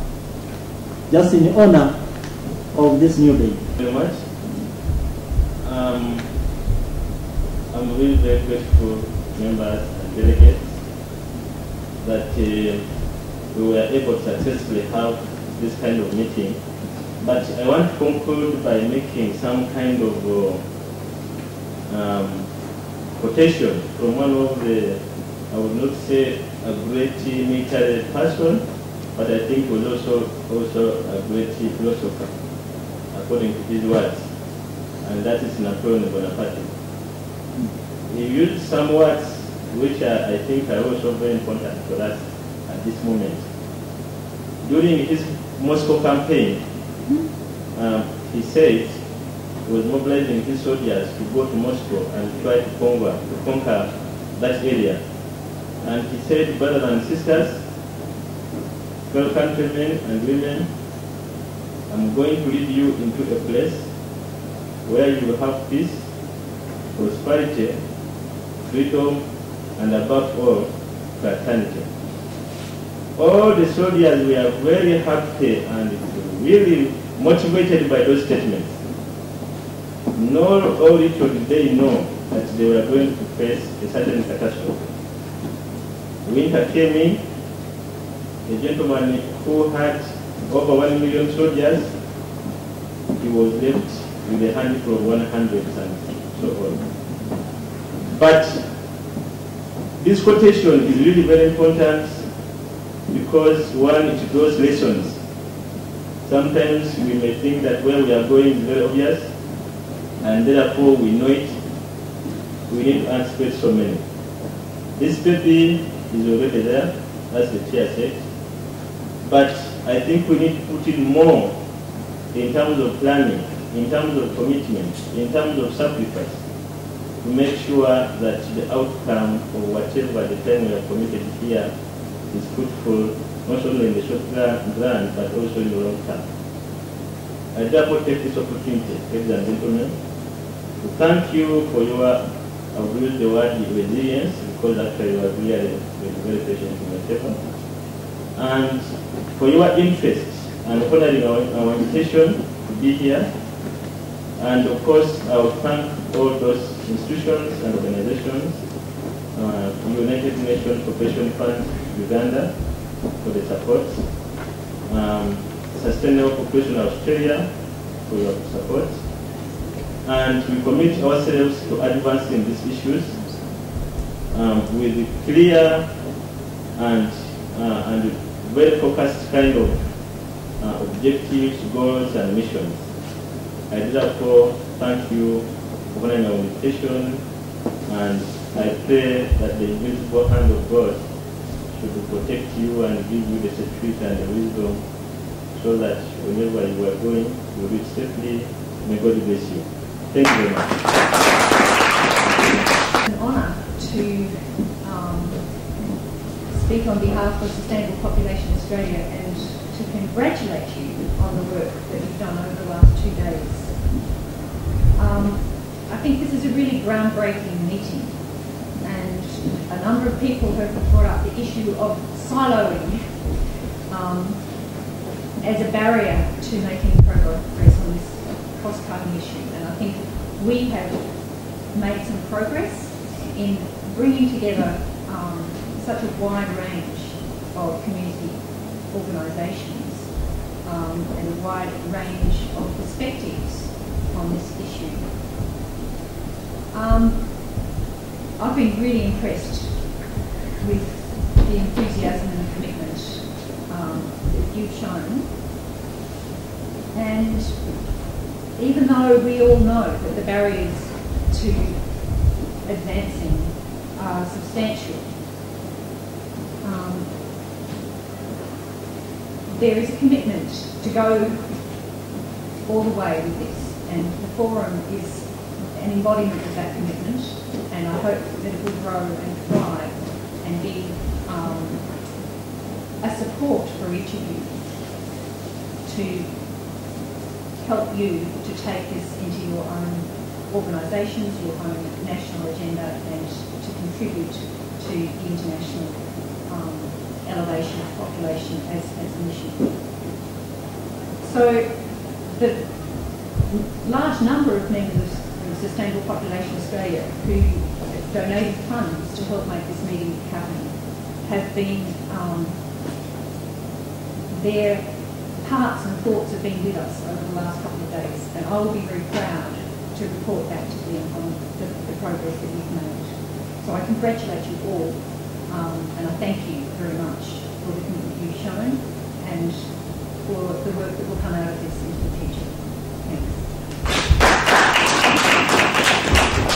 I concur with everything that Jane and the others have said.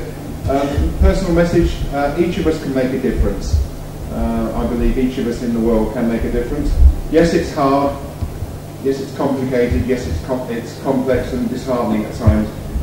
But I often say to my children, to my colleagues, if it was easy, we would have done it already. If it was that easy, population would be on the top of everyone's agenda. So please, it does make a difference. So on behalf of the Africa Adaptation Programme, I'd like to thank you, everybody, for giving me the opportunity to take part. I've thoroughly enjoyed myself. I've learnt a lot. And I hope that in some way I can continue to play a role in this going forward. If any, on a personal level, if anybody would like to ever contact me about any of the topics that we've talked about, please feel free to contact me. You'll have my email address. Thank you very much for having me. I've loved my first visit to Uganda. I hope I can come back again. Thank you. Recently, and this is by far the best, because we're united over an issue which is so often divisive or ignored. And it's been a terrific boost to my morale. I'm deeply honoured to be here. I'm very happy to help you get off the road in any small way I can. And I wish you very well with your very important mission. Thank you. So tired with a very long list. After the four, it is only the fifth. Last. This Honourable David Ebong, our Member of Parliament, before he will call in. Very much, Chair, for giving me this opportunity. I should register my greatest appreciation for the organizers inviting me. And I've been so indebted in the whole process, learning really very technical issues relating to population, climate change, and development. And in Uganda, we have the Parliamentary Forum on Climate Change, which, as key as population issues are, we want to take it up so that we profile the issues around population and climate change for policymakers to take actions, actually indeed now. And in Africa, we also have the African Parliamentarian Task Force on Climate Change. So we're building a network of parliamentarians around this issue because we understand increasingly the more parliamentarians move in a positive direction, the more the executive is likely to respond in terms of dealing with the issues. So we have a very strategic role to play in our national governments and also from regional and Africa-wide perspective in profiling these issues, and we think that with our collaboration with other partners like European Parliamentary Association, AWEPA, Globe International, the Parliamentary Center in Ghana, we would wait for the issues we think we need to take forward in the climate change negotiations as policymakers, and then share as well with our networks so that these issues are taken up seriously at the global level. Thank you. So thank you so much. I'm sure all that is very, very important to the forum. It's very good information, like what he has been giving. You've already seen maybe one accepting me to be your chairman for this session, and thank you so much for educating us.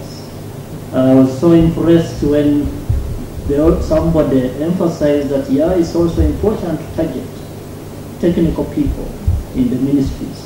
Invite the representative of UNFPA to give us the closing remarks.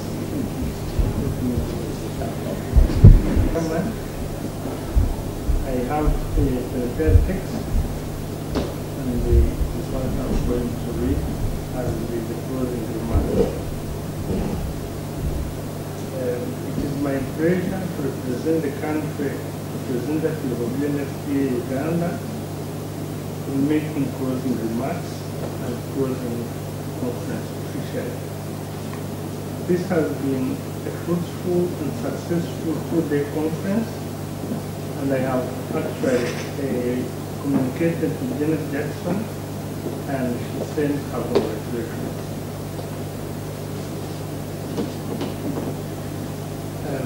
It has brought together participants across the globe and from within the region. It has been well attended. I would like to thank the government of Uganda, the Climate Change Action Network, Uganda, and the other climate action networks in other countries who are present today. I would also like to thank Sustainable Population Australia for providing part of the funding for this conference. I have to say that the quality of discussion has been very rich. I would like to thank the distinguished presenters and source persons and you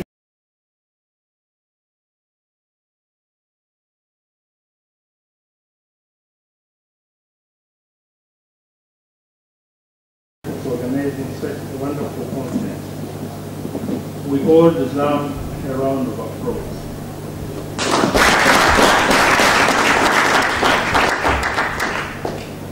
The conference has clarified important linkages between rapid population growth and climate change. It has brought to light the fact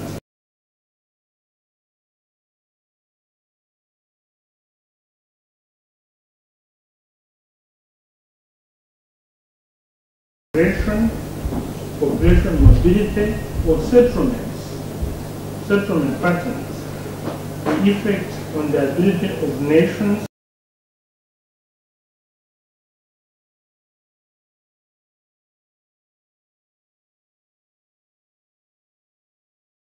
population dynamics in climate change adaptation strategies. What will be critical as we move forward is also the use of population and climate change data in the making of priorities and plans at the national and sub-national governments, but also within sectors. In this conference, a regional forum on population and climate change in the Horn of Africa has been formed. The conference has agreed on the text that will feed into the climate change negotiations, starting with the 12th session of ad hoc working group on long-term cooperative action and under a convention in China, which will be in October 1st to 9th. The discussions in China will feed into a climate change conference in Mexico from the 29th November up to the 10th December this year. The Minister of State for Environment in the Ministry of Water and Environment, while opening this conference, stressed the fact that Ministers of Health and Environment used to have regular meetings at the continental level. She expressed a desire to revive these meetings. I would like to add that future meetings also include the ministers responsible for planning.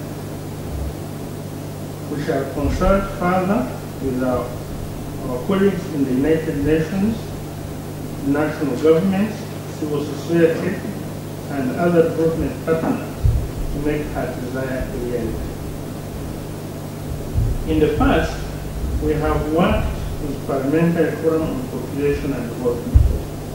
We now have another opportunity to work with the Parliamentary Forum on climate change.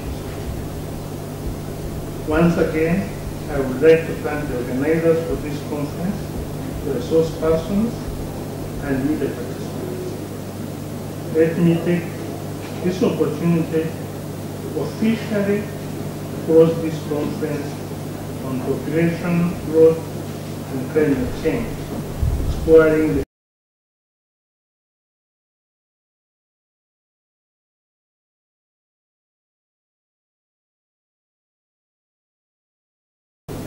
I wish you a safe journey to your next destination. Thank you very much.